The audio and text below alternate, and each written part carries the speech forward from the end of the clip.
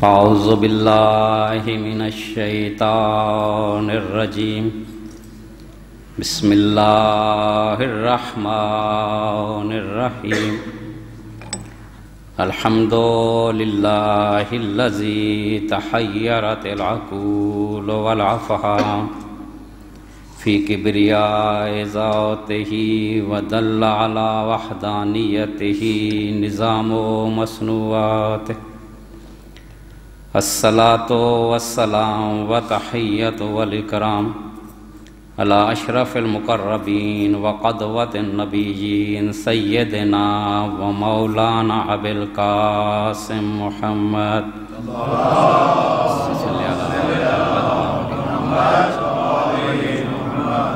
وعلی اہل بیتہ الطیبین الطاہرین المعصومین الذین ھداۃ الدین وائمۃ المؤمنین ولعنۃ اللہ علی اعدائہم اجمعین من یومنا ھذا الی یوم الدین اما بعد فقد قال اللہ الحکیم فی قرآن الکریم بسم اللہ الرحمن الرحیم انما ولیکم اللہ ورسولہ والذین آمنوا الذین یقیمون الصلاة ویؤتون الزکاة وہم راکعون۔ درود پیج محمد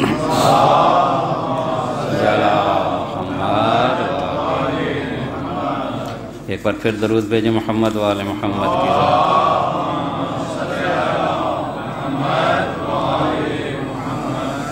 ایک دعا صحت کی التماس ہے سیدہ نسرین، خالدہ نسرین اور عباس صاحب کے لیے۔ خداوند کریم محمد و آل محمد کے صدقے ان کو شفا کاملہ عطا فرمائے۔ جتنے بھی مومنین مریض ہیں ان کی شفا یابی کے لیے ایک دفعہ بلند تر صلوات بھیجیں۔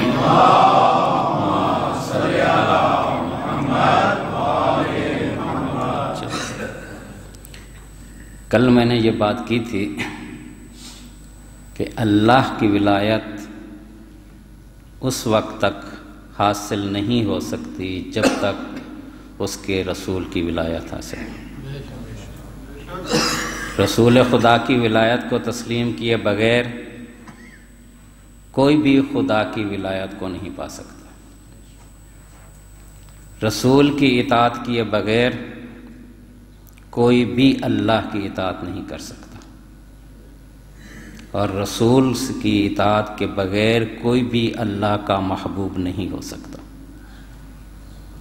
ان کنتم تحبون اللہ فاتبعونی، اگر تم اللہ کے محبوب بننا چاہتے ہو تو پھر میرا اتباع کرو۔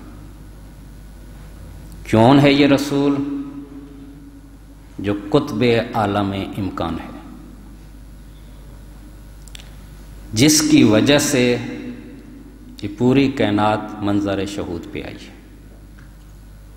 وہ رسول جس کی وجہ سے انبیاء کو نبوتیں ملیں، جس کی وجہ سے رسولوں کو رسالت ملے اور ائمہ کو امامت ملے۔ سورہ آل عمران میں خدا فرماتا ہے وَإِذَا أَخَذَ اللَّهُ مِيثَاقَ النَّبِيِّينَ لما آتیتم من کتاب و حکمہ ثم جاءکم رسول من بعدکم لتؤمنن بہ ولتنصرنہ۔ اس وقت کو یاد کرو جب میں نے نبیوں سے یہ عہد لیا، یعنی رسول خدا کو اللہ مخاطب کر کے کہہ رہا ہے کہ اس وقت کو یاد کرو جب اللہ نبیوں کو نبوت دے رہا تھا، کتاب دے رہا تھا، حکمت دے رہا تھا، تو اللہ ان سے ایک عہد بھی لے رہا تھا۔ یہ بات کس کو یاد کرائی جاتی ہے؟ جس نے دیکھی ہو، یعنی جسے پہلے معلوم ہو آپ اس کو کہتے ہیں اس وقت کو دیکھو جب تم وہاں تھے۔ یعنی اس کا مطلب ہے جب نبیوں کو نبوت دی جا رہی تھی تو رسول خدا موجود تھے۔ تو اللہ کہہ رہا ہے یاد کرو اس وقت کو کہ جب میں نبیوں کو نبوت دے رہا تھا تو ان سے ایک عہد لے رہا تھا کہ تمہارے بعد ایک رسول آئے گا، لَتُؤْمِنُنَّ بِهِ وَلَتَنْصُرُنَّهُ، تم نے اس پہ ایمان بھی لانا ہے اور اس کی مدد بھی کرنی ہے۔ اقررتم وَأَخَذْتُمْ ذَلِكَ إِصْرِي، کہ تم میرا یہ عہد پورا کرو گے، تم مجھ سے یہ معاہدہ کرتے ہو، یہ میثاق کرتے ہو کہ تم اس نبی پہ ایمان بھی لاؤ گے اور اس کی مدد بھی کرو گے۔ قالوا اقررنا، تو تمام انبیاء نے کہا ہم اقرار کرتے ہیں۔ فرمایا فاشہدوا وَأَنَا شاہد، تم بھی گواہ رہنا، میں بھی گواہ رہوں گا۔ یعنی اللہ عہد لے رہا ہے، ایک ایگریمنٹ ہو رہا ہے، معاہدہ ہو رہا ہے انبیاء سے، اور اللہ یہ کہہ رہا ہے تم بھی گواہ رہنا، میں بھی گواہ رہوں گا۔ وَمَن تَوَلَّى بَعْدَ ذَلِكَ أُولَٰئِكَ هُمُ الْفَاسِقُونَ، اور جس نبی نے یہ عہد پورا نہ کیا، میرے اس حبیب پہ ایمان نہ رکھا، اس کی مدد نہ کی، تو یاد رکھو نہ صرف نبوت واپس لے لگا بلکہ وہ دائرہ ایمان سے نکل جائے گا۔ نبیوں سے اللہ کہہ رہا ہے اولئک ھم الفاسقون، یعنی وہ نبی فاسق ہو جائے گا جس نے میرے اس حبیب کی نبوت کا اقرار نہ کیا اور اس کی مدد نہ کی۔ یہی وجہ ہے کہ جتنے بھی نبی آئے سب نے اس عہد کو پورا کیا اور اپنی قوم کو بتاتے رہے کہ وہ آئے گا۔ کسی نے کہا ماہی آئے گا، کسی نے کہا عاقب آئے گا، کسی نے کہا جبر فران سے آئے گا، کسی نے کہا سرخ اونٹوں والا آئے گا۔ یعنی جتنے بھی نبی آئے سارے اپنی اپنی زبان میں سب کو بتاتے چلے، اور جب آخری نبی یعنی حضرت عیسیٰ آئے تو انہوں نے صاف نام لیا، یا بنی اسرائیل انی عبداللہ، ایک گروہ اسرائیل میں اللہ کا بندہ ہوں، اس نے مجھے کتاب دی ہے اور میں اس کتاب کی تصدیق کرتے ہوئے مبشراً برسول یاتی من بعدی اسمہ احمد، کہ یاد رکھو میں نبی ہو کے اس تورات کی گواہی دیتے ہوئے یہ تمہیں بشارت دیتا ہوں کہ میرے بعد ایک نبی آئے گا، اس کا نام احمد ہوگا، تمہیں اس پہ ایمان رکھنا ہے۔ یہی وجہ ہے کہ سارے اہل کتاب رسول خدا کو ایسے پہچانتے تھے، یعرفونہ کما یعرفون ابناہم، جیسے والد بچے کو پہچانتا ہے۔ یعنی اتنا تعارف کرایا نبیوں نے رسول کا کہ شک کی گنجائش بھی نہیں رہی تھی۔ تو پھر اس جیسا کون ہو سکتا ہے کہ جس کی وجہ سے نبیوں کو نبوتیں ملی، جس کی وجہ سے یہ کائنات منظر عام پہ آئی، چاہے نباتات ہوں، جمادات ہوں، ملائکہ ہوں، انبیاء ہوں، سارے کے سارے صدقہ محمد و آل محمد کے منظر شہود پہ آئے۔ لہذا اس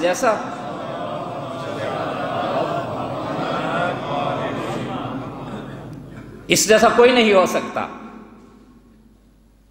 یعنی کلم تخلیق نے اس شاہکار کو تخلیق کرنے کے بعد وہ قلم پہ مہر لگا دی۔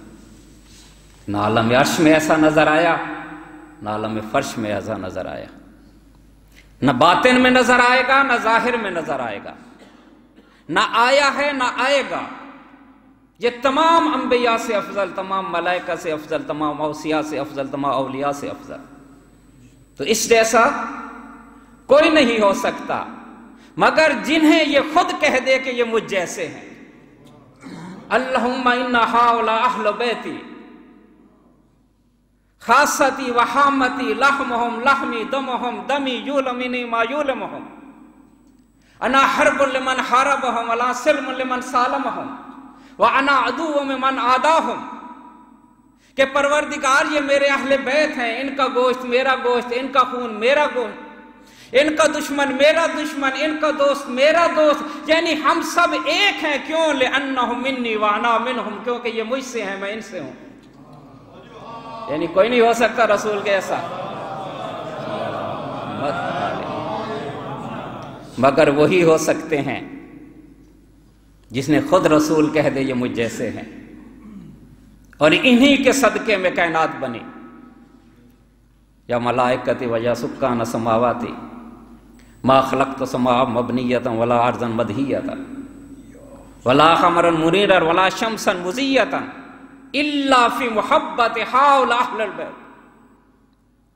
یعنی میں نے جو آسمان کو بنایا تو انہی کی محبت میں، زمین کو بچھایا تو انہی کی محبت میں، سمندروں کو چلایا تو انہی کی محبت میں، دریاؤں کو رواں کیا ہے تو انہی کی محبت میں، یعنی جتنا بھی کائنات ہے ساری انہی کی محبت میں ہے۔ پوری کائنات اگر حرکت کرتی ہے تو محمد و آل محمد کی وجہ سے۔ دیکھو جب تک اس دنیا میں محمد موجود ہے یہ کائنات چلتی رہے گی، اور جب آخری محمد اس دنیا سے جائے گا تو پھر قیامت ہوگی، کیونکہ انہی کے صدقے میں کائنات ہے یہ۔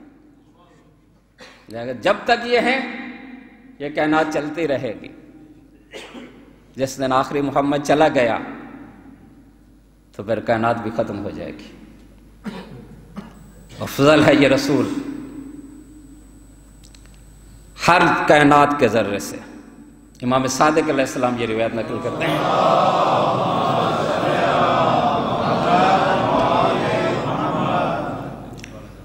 کہ ایک یہودی رسول خدا کے سامنے آیا اور ایسے تن کے کھڑا ہو گیا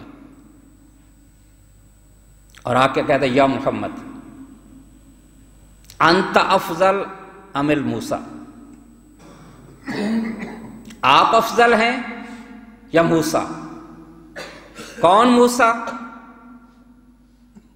جو نبی بھی ہے، جس کو اللہ نے عصا بھی عطا کیا ہے، جس کے لیے اللہ نے سمندر کو خشک کر دیا تھا، جس پہ بادل کا سایہ رہتا ہے، اور سب سے بڑھ کے وہ اللہ سے گفتگو کرتا ہے۔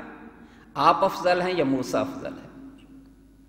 تو رسول خدا نے کہا اپنے منہ سے تعریف اچھی نہیں لگتی، لیکن چونکہ تو نے پوچھا ہے تو پھر سن، میں نہ صرف موسیٰ سے بلکہ تمام انبیاء سے افضل ہوں۔ کہ جب حضرت آدم کو مشکل پیش آئی تو اللہ تعالیٰ سے یہ کہا اللہم انی اسألک بحق محمد و آل محمد لما غفرتنی، پروردگارہ تجھے واسطہ محمد و آل محمد کا تو مجھے معاف کیوں نہیں کر دیتا؟ تو اللہ تعالیٰ نے کہا تو نے چونکہ یہ واسطہ دیا ہے میں نے تجھے معاف کر دیا۔ اللہم صلی علی محمد و آل محمد۔ اور جب نوح کی کشتی بھنور میں پھنس گئی تو حضرت نوح نے یہی کہا اللہم انی اسألک بحق محمد و آل محمد لما نجیتنی منہا، پروردگارہ تجھے واسطہ محمد و آل محمد کا مجھے اس بھنور سے نجات کیوں نہیں دیتا؟ تو اللہ تعالیٰ نے ہماری وجہ سے حضرت نوح کو نجات دی۔ اور جب حضرت ابراہیم کو آگ میں ڈالا گیا تو حضرت ابراہیم نے بھی یہی جملے کہا اللہم انی اسألک بحق محمد و آل محمد، پروردگارہ تجھے واسطہ محمد و آل محمد کا اس آگ سے مجھے نجات دے۔ فجعلها بردن و سلاما، تو اللہ تعالیٰ نے ہماری وجہ سے اس آگ کو ٹھنڈا بھی کر دیا اور سلامت بھی رکھا۔ اور جب حضرت موسیٰ دربار فرعون میں آئے اور وہاں سانپوں کو چلتے دیکھا تو حضرت موسیٰ خوف زدہ ہوئے اور اللہ سے یہی کہا اللہم انی اسألک بحق محمد و آل محمد کہ مجھے اس پہ غالب کر دے۔ تو اللہ تعالیٰ نے یہ کہا اب تو نے چونکہ ایسا واسطہ دیا ہے اب بے فکر ہو کے چلا جا تو ہمیشہ سر بلند رہے گا۔ پھر اللہ کے رسول نے کہا اے یہودی لو ان موسیٰ لو ادرکنی وَلَمْ يُؤْمِنْ بِي وَبِنَبُوَّتِي، کہ اگر حضرت موسیٰ اب اٹھ کے آ جائیں اور میرے اوپر ایمان نہ رکھیں اور میری نبوت کو تسلیم نہ کریں گے تو پھر کیا ہوگا؟ لا ينفعہ ایمان ولا ينفعتہ نبوتہ، اگر وہ موسیٰ اٹھ کے آئے اور میری نبوت کا اقرار نہ کریں تو نہ ان کو ان کا ایمان فائدہ دے گا، نہ ان کی نبوت ان کو فائدہ دے گی، انہیں مجھ کو ماننا پڑے گا۔ یہ یہودی تو کیا سمجھتا ہے؟ انا من ولدی المہدی، اللہ اکبر، یعنی رسول فخر کر رہے ہیں آپ کے امام پہ، انا من ولدی، یہ بعض روایت ہے انا من ذریتی، اے یہودی میری ذریت میں مہدی بھی ہے۔ جب وہ قیام کرے گا نزل عیسیٰ لینصرہ، فکرے پہ غور کیجئے گا، اللہ نے کیا میثاق لیا تھا کہ میرے نبی کی مدد بھی کرنی ہے، اس پہ ایمان بھی لانا ہے۔ اب رسول خدا یہ کہہ رہے ہیں کہ میری ذریت میں مہدی بھی ہے، جب مہدی آئے گا تو عیسیٰ بھی نازل ہوں گے۔ کیوں نازل ہوں گے؟ لینصرہ، چونکہ وعدہ کر کے آئے تھے ہم محمد کی مدد کریں گے، اب جب عیسیٰ آئیں گے تو میرے بیٹے محمد کی مدد کریں گے۔ وَخَلَفَهُ، اور اس کے پیچھے نماز پڑھیں گے۔ یعنی اس سے آپ عظمت کا اندازہ لگائیں، جو عیسیٰ نبی بھی ہے، عام نبی نہیں ہے، اولو العزم پیغمبر ہے، صاحب شریعت بھی ہے، صاحب کتاب بھی ہے، لیکن جب رسول کا بیٹا آئے گا تو وہ اتنا افضل ہوگا کہ یہ صاحب نبوت اور صاحب شریعت نبی بھی اس سے آگے نہیں کھڑا ہو سکتا۔ اگر یہ اس مہدی سے آگے کھڑا ہوتا تو اس کی نبوت بھی چھین لی جاتی، کیونکہ یہ وعدہ کر کے آیا تھا لَيَنْصُرُنَّهُ، ہم اس کی مدد کریں گے۔ تو مجھ سے تو مقابلہ کرتا ہے، مجھ سے کہتا ہے کہ موسیٰ افضل ہے، آپ میری تو اولاد میں مہدی ہے، نبی اس سے افضل نہیں ہو سکتا، مجھ سے کیا ہوگا؟ تو جس طرح رسول خدا تمام انبیاء سے افضل، اسی طرح رسول کا جو نائب ہوگا وہ بھی تمام انبیاء سے افضل، اور یہ بات تاریخ نے ثابت کی ہے۔ صوصہ بن سوہان امیر المومنین کے پاس آ کے یہ کہتے ہیں، یا امیر المومنین انت افضل ام نوح، آپ افضل ہیں یا حضرت نوح؟ امیر المومنین نے پہلے وہی جملہ کہا کہ اپنے منہ سے تعریف اچھی نہیں ہوتی، لیکن تو نے جو پوچھا ہے تو پھر سن کہ حضرت نوح نے اپنی قوم میں تبلیغ کی، قوم نے مخالفت کی، قوم نے تکلیفیں پہنچائی، بالآخر حضرت نوح کا صبر جواب دے گیا، ہے نا ایسے؟ پھر حضرت نوح نے بد دعا کی کہ اس زمین پہ اللہ کسی کافر کو زندہ نہ رہنے دے۔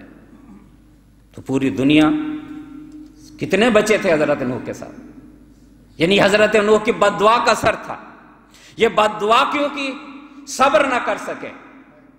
اور امیر المومنین کہتے ہیں کہ میرے اوپر بھی ظلم ہوا، میرا بھی حق چھینا گیا، میری زوجہ پہ بھی ظلم ہوا، لیکن میں نے پھر بھی صبر کیا، بد دعا نہیں کی۔ حضرت نوح کا صبر جواب دے گیا، جبکہ میں صابر رہا، اور اللہ یہ کہتا ہے ان اللہ مع صابرین، اللہ صابرین کے قریب ہے۔ اب جتنا اس کا صبر ہوگا وہ اتنا ہی اللہ کے قریب ہوگا، جو اللہ کے جتنا قریب ہوگا وہی اللہ اس کو افضل قرار دے گا۔ اور سن، حضرت نوح کا بیٹا کانا کافرہ، کافر تھا، اور جو کافر ہے وہ جنت میں نہیں جا سکتا، جبکہ میرے بیٹے کون ہیں؟ سید شباب اہل جنہ، جنت کے سردار ہیں۔ پھر حضرت نوح کے بارے میں آپ قرآن پڑھے، ضرب اللہ للذین کفروا مثلا امرأۃ نوح و امرأۃ لوط، کہ اللہ کافریوں کے لیے مثال دیتا ہے نوح کی بیوی کی اور لوط کی بیوی کی، جو کہ ہمارے ساحل بندوں کے زوجیت میں تھیں، فخانتہما، اور انہوں نے ان سے خیانت کی۔ تو خدا نے کیا کہا؟ ادخلا الی النار ما داخلین، تم دونوں جہنمی ہو۔ نوح کی بیوی کو اللہ جہنمی کہہ رہا ہے، جبکہ میری بیوی وہ ہے جسے رسول کہتا ہے سیدۃ النساء اہل جنہ۔ تو میں افضل یا نوح افضل؟ اچھا آپ حضرت موسیٰ سے کیسے افضل ہیں؟ امیر المومنین نے کہا جب اللہ نے حضرت موسیٰ سے کہا کہ جاؤ فرعون کے دربار میں اور تبلیغ کر کے آؤ، تو حضرت موسیٰ نے کیا کہا؟ رب انی قتلت نفسا فاخاف ان یقتلونی، پروردگار میں نے ان کے ایک آدمی مارا ہوا ہے، اب مجھے خطرہ ہے کہ اگر میں وہاں جاؤں تو وہ مجھے قتل کر دیں گے۔ اب اللہ نے بھیجا تبلیغ کے لیے، لیکن موسیٰ ڈر رہے تھے کیونکہ انہوں نے ایک آدمی کو قتل کیا تھا۔ امیر المومنین کہتے ہیں میں نے سینکڑوں مشرکین کو قتل کیا تھا، ان کے سرداروں کو قتل کیا تھا، لیکن جب اللہ کے رسول نے مجھے کہا جاؤ سورہ برات لے کے جاؤ تبلیغ کے لیے جاؤ، تو میں تو نہیں ڈرا تھا۔ اب فرق دیکھیں حضرت موسیٰ اور علی کی بہادری میں۔ موسیٰ نے ایک آدمی کو قتل کیا تھا، جبکہ امیر المومنین نے سینکڑوں کو قتل کیا۔ اب موسیٰ جا رہے ہیں امن کا پیغام لے کے، تبلیغ کے لیے جا رہے ہیں، جبکہ امیر المومنین کس کے لیے جا رہے ہیں؟ جا رہے ہیں مشرکین کے پاس جن کی انہوں نے اتنے آدمیوں کو قتل کیا ہے، اور سورہ برات لے کے جا رہے ہیں، جو سورہ برات یہی کہتی ہے کہ خبردار آج کے بعد اگر تم نے اللہ اور اس کے رسول کی مخالفت کی تو تہہ تیگ کر دیے جاؤ گے۔ یعنی وہاں امن کا پیغام تھا، یہاں دھمکی تھی، لیکن امیر المومنین نہیں ڈرے۔ اچھا انت افضل ام عیسیٰ، علی آپ افضل ہیں یا عیسیٰ؟ کہ میں افضل ہوں، کیونکہ جب عیسیٰ کی ولادت کا وقت ہوا بیت العبادت میں موجود تھی مریم ابن عمران، عین وقت پہ اللہ نے کہا اے مریم یہاں سے چلی جاؤ، کیونکہ یہ عبادت کی جگہ ہے، ولادت کی نہیں ہے۔ لیکن جب میری والدہ خانہ کعبہ کا طواف کر رہی تھی تو دیوار کعبہ شک ہوئی اور کہا فاطمہ کہاں جا رہی ہو، واپس آ جاؤ۔ امیر المومنین کہتے ہیں یہ ایسی فضیلت ہے جو آج سے پہلے نہ میرے کسی کو نصیب ہوئی ہے نہ نصیب ہوگی، یہ صرف میرے ساتھ مخصوص ہے۔ امیر المومنین خود حضرت فاطمہ بنت اسد کہتی ہیں کہ جب سے یہ بیٹا میرے شکم میں آیا تو میرے چہرے کا نور بڑھ گیا۔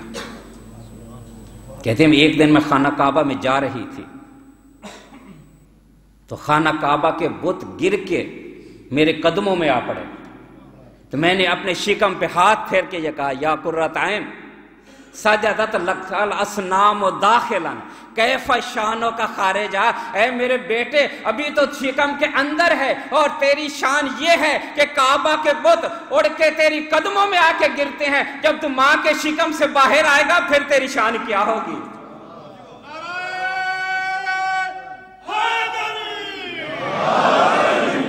ابھی تو ماں کے شکم میں ہے تو یہ حال ہے۔ اللہ کیسا انتظام کر رہا ہے کہ یہی بچہ ہوگا جو انہی بتوں کو گرائے گا جو آج اس کے قدموں میں گر رہے ہیں۔ تو یہ ہے علی کی شان۔ جہاں یہ حضرت ابو طالب کے بارے میں عام کہا جاتا پتہ نہیں مسلمان ہیں یا نہیں، یعنی یہ بحث کرتے ہیں۔ یزید ابن کنعب، اس سے دیکھیے کہ ابو طالب کون ہے۔ کہتا ہم بیٹھے ہوئے تھے خانہ کعبہ میں، فاطمہ بنت اسد آئیں اور انہوں نے خانہ کعبہ کا طواف شروع کیا اور کہا اللہم انی مومنۃ بک ما انزل من عندک من کتب و رسل، کہ پروردگار میں تجھ پہ ایمان رکھتی ہوں اور وہ چیزیں جو تیری طرف سے آئی ہیں، جو رسول آئے ہیں، جو کتابیں آئی ہیں، میں ان پہ بھی ایمان رکھتی ہوں اور اپنے جد ابراہیم پہ بھی ایمان رکھتی ہوں جنہوں نے یہ خانہ کعبہ تعمیر کیا۔ لما یسرت علی ولادتہ، یعنی سارا گنا ہے، یعنی انبیاء کا تذکرہ کیا، اللہ کا تذکرہ کیا، قرآن کتابوں کا تذکرہ کیا، لیکن جب مدد کی بات آئی تو یہ نہیں کہا تجھے ابراہیم کا واسطہ، کہ پروردگار تجھے اس مولود کا واسطہ جو میرے شکم میں ہے، تو میری اس ولادت کو آسان کیوں نہیں کر دیتا؟ شکم کا واسطہ۔ یہاں سوال یہ پیدا ہوتا ہے، حضرت فاطمہ بنت اسد کتنے دن خانہ کعبہ میں رہے؟ 3 دن۔ کسی نے تاریخ نے لکھا ہے کہ ابو طالب نے کسی سے پوچھا ہو کہ فاطمہ کہاں گئی۔ اگر کسی شوہر کی بیوی 3 دن غائب رہ جائے تو پریشان نہیں ہوگا کہ کہاں چلی گئی زوجہ میری؟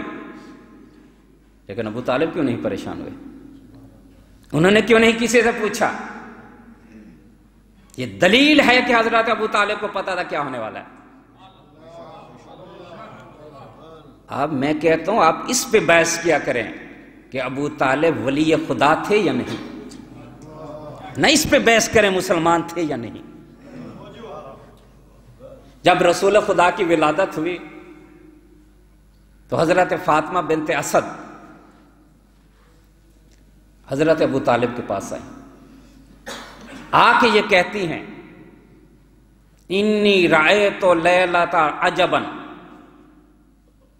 کہ آج میں نے ایک عجیب بات دیکھی ہے۔ کیا عجیب بات دیکھی ہے؟ انا فاطمہ آمنہ بنت وہب ولدت مولودا، کہ آمنہ نے ایک بچے کو جنم دیا ہے جس کا نور زمین سے لے کے آسمان کی طرف چمک رہا ہے، یعنی رسول خدا کی ولادت کا آ کے حضرت ابو طالب کو بتا رہی ہیں۔ جانتے ہو حضرت ابو طالب نے کیا کہا؟ اصبری صبتن، اے فاطمہ 30 سال صبر کر، 30 سال کے بعد میں تجھے ایک بچے کی بشارت دوں گا جو بے عین ہی اس کی طرح ہوگا الا النبوہ۔ یعنی ابو طالب نے نہ رسول خدا کی زندگی دیکھی، رسول خدا کی زندگی کا پہلا دن، ابھی امیر المومنین کو دنیا میں آنے میں 30 سال لگیں گے، لیکن اس کے باوجود ابو طالب یہ کہہ رہے ہیں میں تجھے 30 سال بشارت دوں گا 30 سال کے بعد ایک ایسے بچے کی جو بے عین ہی اس طرح ہوگا، فقر نبی نہیں ہوگا۔ یہ کیسے پتا چلا ابو طالب کو؟ اس کا مطلب لوح محفوظ کو دیکھتے تھے، وہاں پڑھتے تو دیکھا۔ اب دیکھو رسول خدا بار بار کہہ رہے تھے یا علی لحموں کا لحمی، دموں کا دمی، روحوں کا روحی، جسموں کا جسمی۔ میں کہتا ہوں رسول بار بار یہ کہتے اسی لیے تھے کہ میرا چچا کہہ دیا تھا کہ یہ بچہ بالکل رسول کی طرح ہوگا، میں بھی تمہیں بتا رہا ہوں یہ سارا بالکل میری طرح ہے، اور اس کی تصدیق اللہ نے بھی کر دی۔ آیت مباہلہ نے انفسنا و انفسکم، یعنی نفس رسول بن کے آیا، جو ابو طالب نے بات کی تھی کہ بے عین ہی رسول کی طرح ہوگا سوائے نبوت کے۔ تو ان چیزوں کے ہوتے ہوئے کہہ سکتے ہیں کہ مسلمان تھے یا نہیں؟ پھر جب حضرت فاطمہ بنت اسد امیر المومنین کو لے کے بہر آئیں تو پیچھے سے ایک ندا آئی، اسمہ علی، اس کا نام علی ہوگا، یہ علی کو میں نے اپنا ادب دے کے بھیجا ہے، میرے گھر کو یہی بتوں سے پاک کرے گا۔ ادھر فاطمہ بنت اسد نکلی، ادھر سے حضرت ابو طالب آئے، اور جب بیٹے کو لیا تو امیر المومنین نے کہا السلام علیکہ یا بتا، بابا میرا سلام ہو۔ حضرت ابو طالب حضرت فاطمہ سے کہتی ہیں کیا نام سوچا ہے؟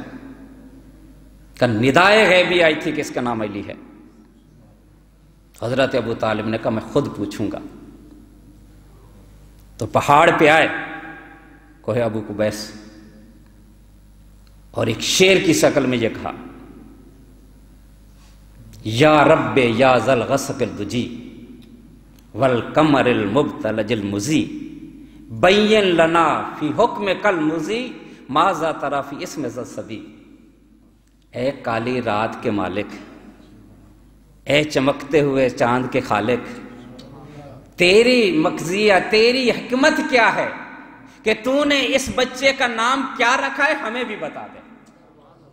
یہ حضرت ابو طالب نے شعر پڑھا، کہتے ایک تختی آئی، لوح آئی، بعین ہی اسی طرح جواب آیا، خصصتہما بولد الزکی الطاہر المنتخب الجلی فاسمہ من مشامخ علی علی اشتقا من العلی، کہ میں نے تمہیں ایک پاکیزہ فرزند دیا ہے اور اس کا نام میں نے بلندیوں پہ علی رکھا ہے، چونکہ میں خود علی ہوں لہٰذا میں نے اپنے نام سے مشتق کر کے اس کا نام بھی علی۔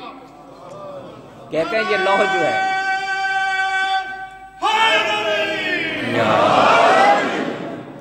یہ لوح جو ہے سن 120 ہجری تک خانہ کعبہ میں لٹکی رہی۔ پھر حشام جب آیا حاکم، اس نے یہ یہاں سے ہٹائی تھی۔ تو علی کو ہم ایسے نہیں مان لیتے، علی کو ہم اتنا ایسے نہیں بڑھا دیتے، وہ اتنے کمالات کا مالک ہے۔ حدیث طیر سنی ہوئی آپ نے؟ حدیث طیر ایک پرندے والی حدیث، علامہ حامد موسوی انڈیا کے ہیں، انہوں نے پوری ایک کتاب اس پہ لکھی ہے، ابقات الانوار کی جلد اسی حدیث پہ ہے، کہ جس میں انہوں نے سارے حوالے دیے کہاں کہاں سے یہ حدیث۔ غور سے سنیے گا۔ حضرت انس رسول خدا کے خادم ہیں، وہ یہ روایت نقل کرتے ہیں کہ ایک دن کسی نے بھونا ہوا پرندہ، طیر پرندے کو کہتے ہیں، رسول خدا کی خدمت میں بھیجا۔ اب یہ نقل انہوں نے کی ہے، حالانکہ یہ امیر المومنین سے اتنا پیار نہیں رکھتے تھے۔ آپ اس سے اندازہ لگائیں، یہ خم غدیر میں موجود تھے، غدیر خم میں۔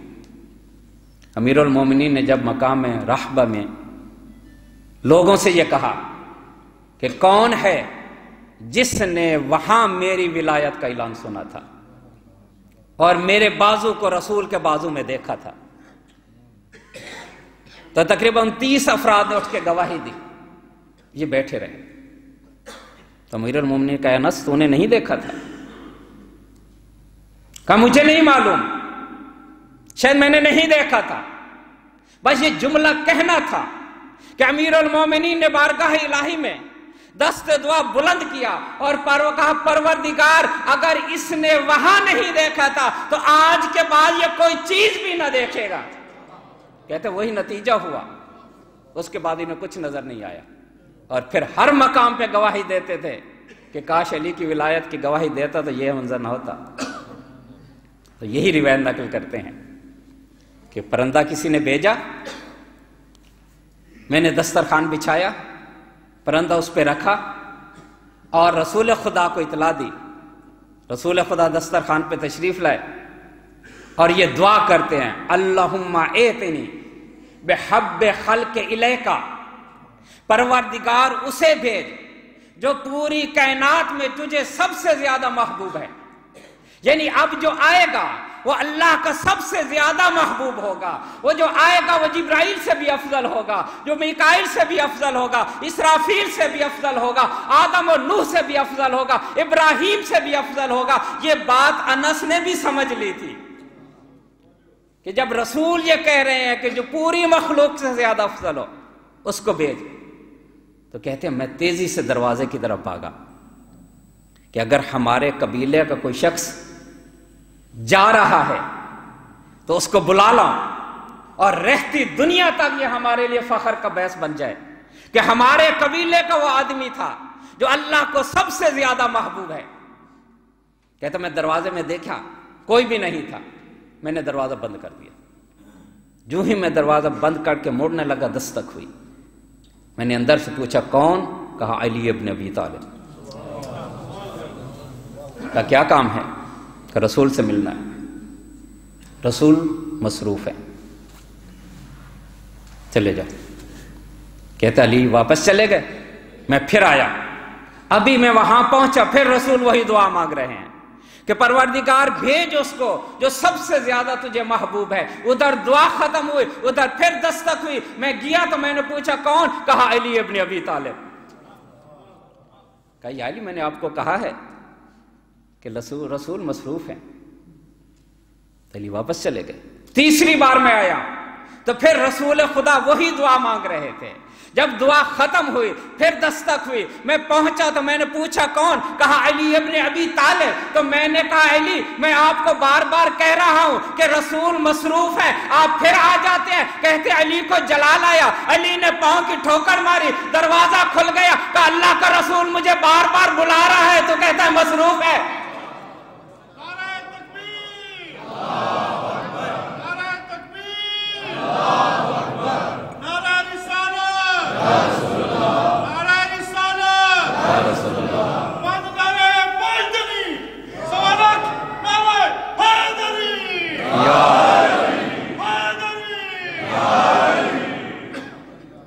مجھے رسول بلا رہا ہے. تو جب امیر المومنین وہاں پہنچے تو رسول خدا کہتے ہیں بھائی آنے میں دیر کیوں کی؟ کہا یا رسول اللہ میں تو پہلی صدا پہ آ گیا تھا، اس نے نہیں آنے دیا. یہ ہے محبوب الہی. تو جو محبوب ہے تو اللہ نے پھر اپنے کمالات بھی دیے، اللہ نے اپنا علم بھی دیا. بس آخری روایت سن لیں. جب امیر المومنین ظاہری خلافت پہ آئے تو آپ کو پتہ ہے کہ جب مسلمان نے روم فتح کیا تھا تو پھر روم کا خراج آتا تھا مسلمانوں کے پاس مدینہ میں. تو پھر جب امیر المومنین بنے، خلیفہ بنے، تو امیر المومنین کی طرف خراج آتا تھا.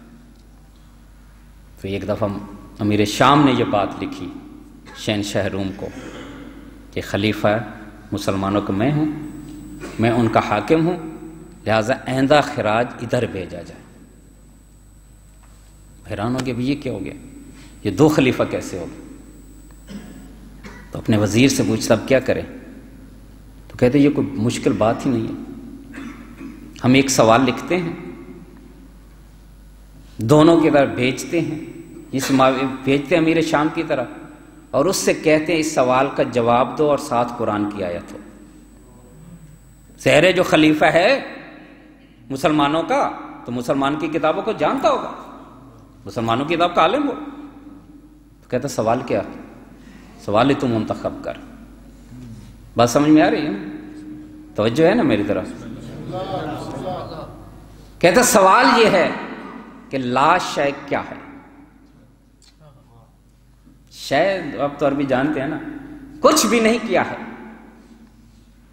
یہ سوال تیار کیا اور کہا اس کا جواب قرآن کے حوالے سے آنا چاہیے.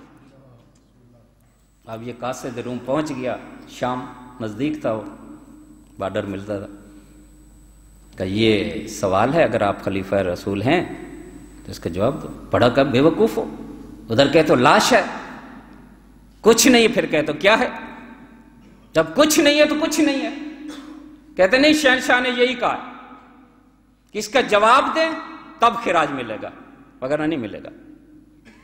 تو کیا کیا جائے؟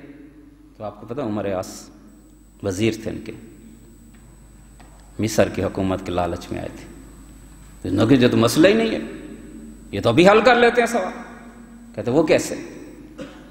کہتے ایک گھوڑا تیار کرو بہترین، اس کو بھیجو علی کے پاس اور علی کو بیچو اور اس کی قیمت لاش ہے بتاؤ. اب جو وہ قیمت دیں تو آیت پوچھ لو، مسئلہ ہی نہیں ہے. تو کہا بہترین تجویز ہے.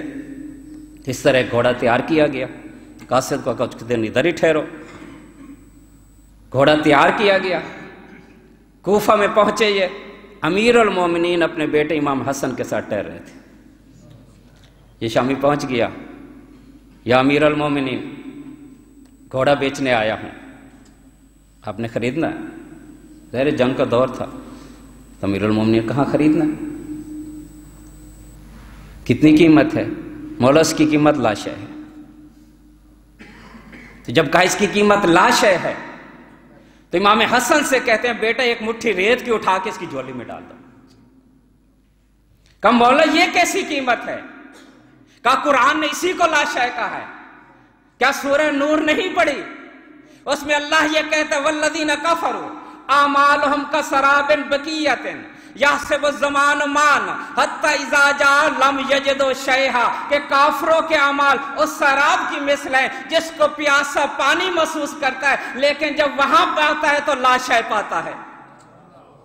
تو یہ آیت، یہ اس کا جواب، یہ لے کے چلا گیا، معاویہ کے پاس پہنچ گیا، اس کو دیا، یہ آیت ہے، انہوں نے قاصد روم کو دے دیا، شینتاہ تک پہنچ گیا کہ اتنی دیر کیوں لگائی ہے، یہ تو ہمارے قریب تھا، کہ اتنا مجھے نہیں معلوم۔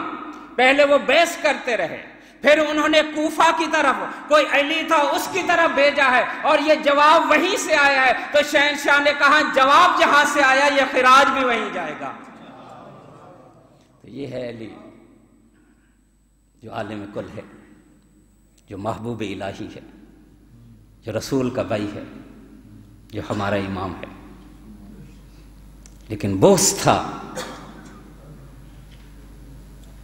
بڑا دکھ ہوتا ہے بی بی کو کوفہ میں آنے کا۔ بی بی کوفہ آئی تھی نا ایک دفعہ پہلے بھی، جب امیر المومنین کی کوفہ میں حکومت تھی تو بی بی کوفہ آئی تھی۔ ایک دن کوفہ والی خواتین یہ کہتے ہیں یا علی ہمیں فاطمہ الزہرا کی زیارت کرنا چاہتے ہیں، لیکن فاطمہ تو نہیں ہے، ان کی بیٹیوں کی زیارت کر لیں، ہمیں اجازت دی جائے۔ تو امیر المومنین کو نے اجازت دی، یہ خواتین آئیں، بی بی سے مسئلے پوچھے، بی بی سے زیارت کی بی بی کی، پھر کہتے ہیں بی بی یہیں رک جاؤ۔ تو جانتے جناب زینب نے کیا کہا؟ نہیں ابھی مجھے جانا ہے، لیکن پھر آؤں گی، تمہارے شہر میں آؤں گی دوبارہ۔ میں تمہیں ایک نصیحت کرتی ہوں کہ دیکھو اگر کبھی کوفہ میں کوئی قیدی آئے تو ان تک تماشا نہ دیکھنا۔ ہزادارو جب یہ بی بی پہلی دفعہ کوفہ آئی تھی امیر المومنین نے استقبال کیا تھا، لیکن جب دوبارہ بی بی کوفہ میں آئی تھی تو کنہوں نے استقبال کیا تھا؟ ہاں عزادارو، یہی جو آج مسئلے پوچھتی تھی، اس دن یہ چھتوں پہ چڑھ کے کوئی آگ پھینکتی تھی، کوئی پتھر پھینکتی تھی، اور کوئی بھی نہیں کہتا تھا یہ علی کی بیٹی ہے، سب یہی کہتے تھے یہ باغی کی بہن ہے۔ عزادارو بڑے مصائب دیکھے، لوٹ لیا گیا کربلا میں۔ بس حضرت سکینہ کے چند جملے سن لیں، آپ بھی کافی دن ہوئے روتے ہوئے۔ سب کچھ لوٹا تھا انہوں نے،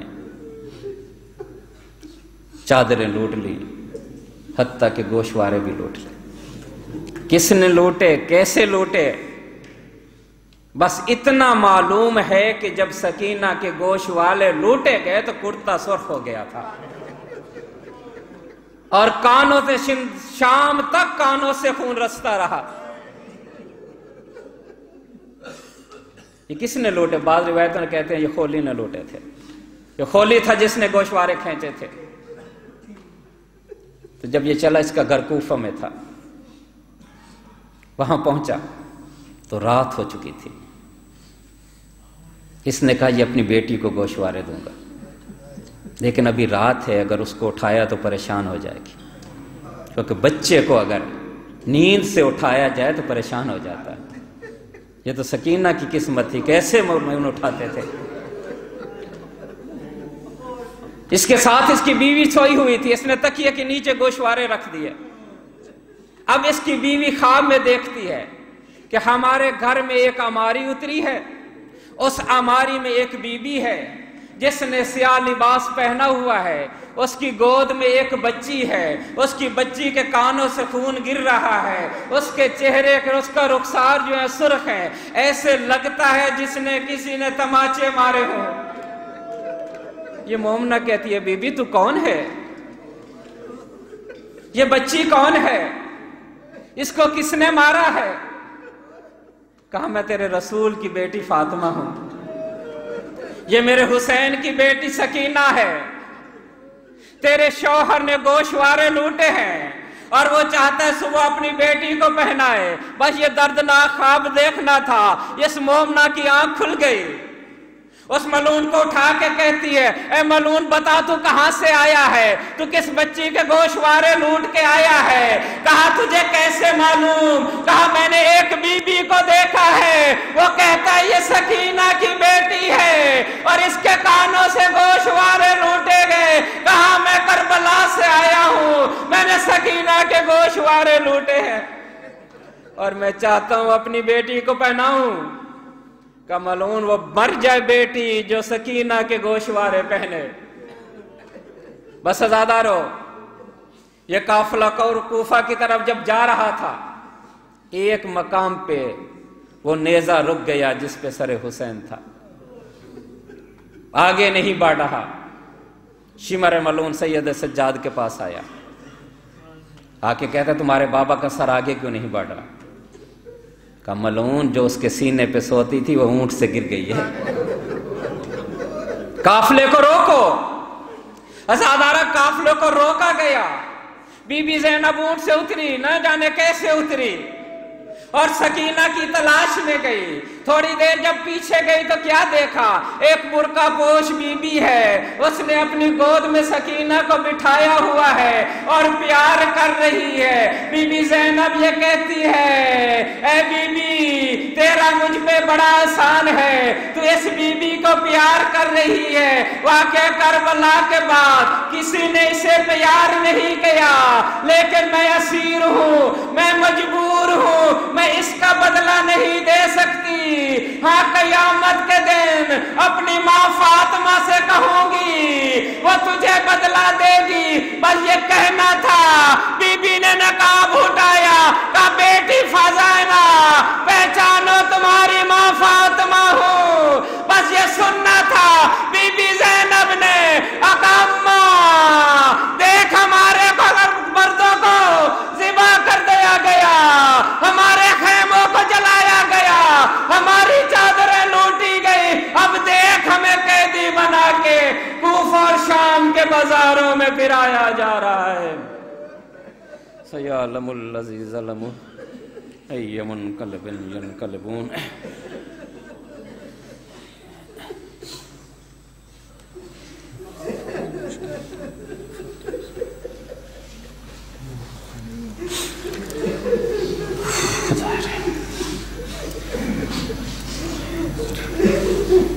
پروردگارہ ہماری اس عبادت کو قبول فرما.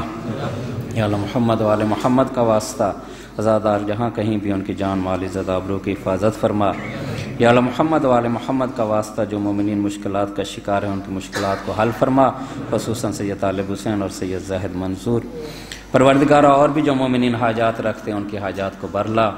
یا اللہ تجھے واسطہ فاطمۃ الزہرا زینب سلام اللہ علیہا کا اور بیویوں کا پروردگارہ جو مومن اس دنیا سے چلے گئے ہیں ان کے لیے ان کو شفا کام, ان کو رحمت عطا فرما. اور یہ مرحومہ صدیقہ بیگم بنت میر کاظم علی, ان کے لیے ایک سورہ فاتحہ کی التماس کی گئی ہے. پروردگارہ ان کے گناہوں سے درگزر فرما, تمام مرحومین کے گناہوں سے درگزر فرما. یا اللہ محمد و آل محمد کا واسطہ جو مومنین مریض ان کی شفا کاملہ عطا فرما, جو مومنین بے اولاد ہیں ان کو اولاد نرینہ عطا فرما, جو مومنین بے روزگار ہیں ان کو روزگار عطا فرما. یا اللہ محمد و آل محمد کا واسطہ مرحومین کو علیین میں جگہ عطا فرما. محمد و آل محمد کی شفاعت نصیب فرما. امام زمانہ کے ظہور میں تاجیل فرما اور ہمیں ان کے انصار و عوان میں سے قرار دے. ایک سورہ فاتحہ پڑھ کے بیگم بنت میر کاظم علی اور اپنے مرحومین کے لیے. بسم اللہ الرحمن الرحیم. الحمدللہ.